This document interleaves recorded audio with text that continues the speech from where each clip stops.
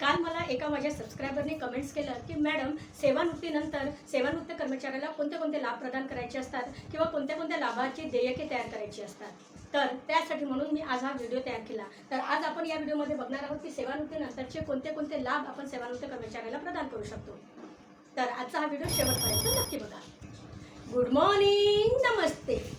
मी आहे तुमची लाडकी मैत्रीण ए फॉर अंजली आणि आज आपण बघणार आहोत महाकोश एपिसोड नंबर 10। आजच्या एपिसोडमध्ये आपण बघणार आहोत की सेवानिवृत्त कर्मचाऱ्याला कोणते कोणते लाभ प्रदान करायचे असतात, कोणत्या कोणत्या लाभाचे देयके देऊन ते लाभ प्रदान करावे लागतात। तर आजचा हा व्हिडिओ शेवटपर्यंत नक्की बघा आणि जर तुम्हाला आवडला असेल तर लाईक करा, कमेंट्स करा आणि इतरांना शेअर करा।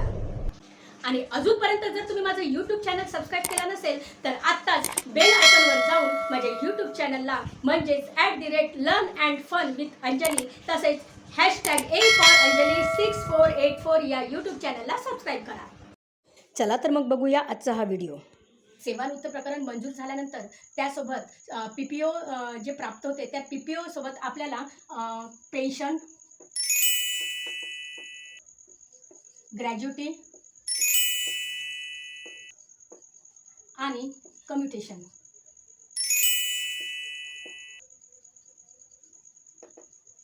हे 3 लाभ आपल्याला पेन्शन प्रकरण मंजूर झाल्यानंतर PPO सोबत प्राप्त होतात। हे तीनही लाभ आपल्या सेवानिवृत्तीच्या पेन्शन खाते जमा करण्यासाठी आपल्याला फक्त ट्रेझरीमध्ये सेल्फ व्हेरिफिकेशन, डॉक्युमेंट व्हेरिफिकेशन आणि बँक व्हेरिफिकेशन हे करून घ्यावं लागते आणि सेवानिवृत्तीच्या पेन्शन खात्यामध्ये पेन्शन, ग्रॅज्युटी आणि कम्युटेशन जमा होते।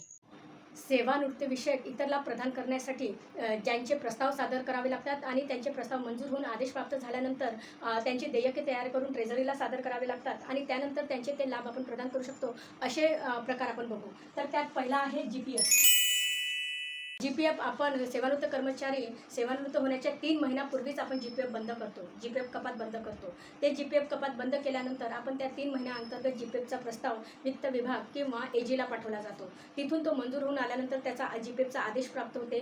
ते आदेश आणि GPFचा देयक तयार करून आपल्याला ट्रेझरीला सादर करावं लागते जेणेकरून GPFचा लाभ आपण सेवानिवृत्त कर्मचाऱ्याला प्रदान करू शकतो।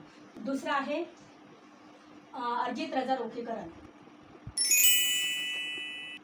अर्जित रजा रोखीकरण म्हणजे सेवानिवृत्तीच्या दिनांकाला तुमच्या अर्जित रजा खाते किती रजा शिल्लक आहे की जितके रजा शिल्लक असतील त्यांचा प्रस्ताव तयार करून तुमच्या वरिष्ठ कार्यालयाला पाठवावे लागते। तिथून अर्जित रजा रोखीकरणाचा आदेश प्राप्त होतो। तर तो आदेश प्राप्त झाल्यानंतर त्याचा देयक तयार करून ट्रेझरीला सादर केला जातो। त्यानंतर अर्जित रजा रोखीकरणाची रक्कम आपण सेवानिवृत्त कर्मचाऱ्याला प्रदान करू शकतो। तिसरा लाभ आहे गट विमा योजना।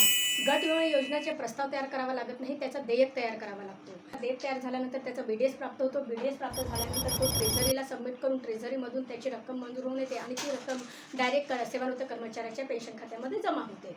चौथा लाभ आहे स्वग्राम।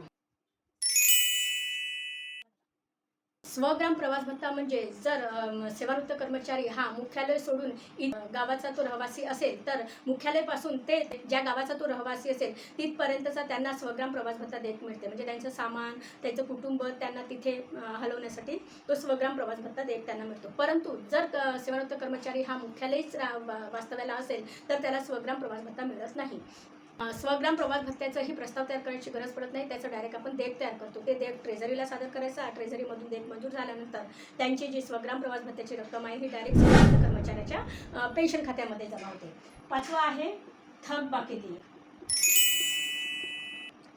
थकबाकी देयक म्हणजे एखादा कर्मचारी सेवानिवृत्त झाला असेल आणि त्याच्या सेवानिवृत्तीच्या दिनांकापर्यंत जर कुठला DA वगैरे वाढला असेल किंवा त्याचं कुठलं जुनं थकबाकी द्यायचं असेल तर त्या थकबाकीचा आपल्याला देयक तयार करावं लागते। ते देयक तयार केल्यानंतर ट्रेझरीला सादर करून त्याची रक्कम मंजूर होते आणि ते डायरेक्ट सेवानिवृत्तीच्या पेन्शन खात्यात जमा होते।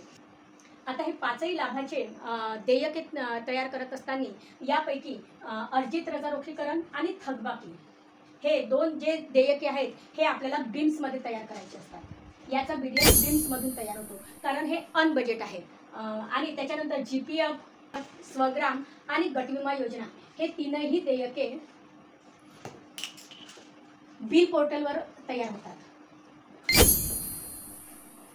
हे तीनही देयके बिल पोर्टलवर तयार होतात. बिल पोर्टलवर यांचं BDS तयार होते. आता यापैकी मी तुम्हाला अर्जित रजा रोखीकरण हे ऑनलाईन कसं तयार करायचं हे याचा व्हिडिओ पाठवलेला आहे. त्यानंतर स्वग्राम प्रवास भत्ता हे ऑनलाईन कसं तयार करतात त्याचासुद्धा व्हिडिओ मी शेअर केलेला आहे. त्यानंतर थकबाकी देयकसुद्धा कसं सादर करायचं याचासुद्धा व्हिडिओ तयार केलेला आहे. याच्या पुढील व्हिडिओमध्ये मी कुटुंब योजना आणि GPFचं ऑनलाईन देयक कसे तयार करायचं याविषयी माहिती सांगणार आहे. आजचा हा व्हिडिओ तुम्हाला कसा वाटला मला कमेंट करून नक्की सांगा. थँक्यू.